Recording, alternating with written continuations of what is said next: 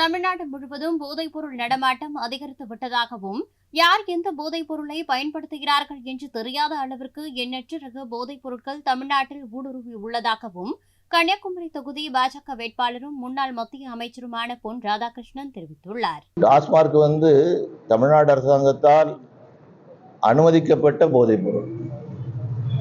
அது எல்லாரும் குடிக்கலாம். எம்பியும் குடிக்கலாம், எம்எல்ஏயும் குடிக்கலாம், மந்திரியும் குடிக்கலாம், எல்லாரும் குடிக்கலாம். இது இன்னொன்று தடை செய்யப்பட்ட போதைப் பொருள்.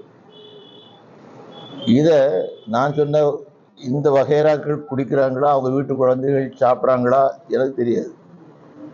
ஆனால் தமிழ்நாட்டில் இருக்கக்கூடிய மிகப்பெரிய சவால் பள்ளி குழந்தைகள் அதுக்கு அடிக்ட் ஆகிட்டு இருக்காங்க. ரொம்ப மோசமான, கண்டுபிடிக்கிறதே கஷ்டம். வீட்டில் பெற்றோரே கண்டுபிடிக்கிறது கஷ்டம். அந்த மாதிரி உள்ள சூழ்நிலை இருந்துகிட்டு இருக்கு. இதையெல்லாம் சரி பண்ணக்கூடிய வகையில் நாம் நடவடிக்கை எடுப்போம். தபால் நிலையத்தில் பாஸ்போர்ட் வசதி செய்து கொடுத்தோம்.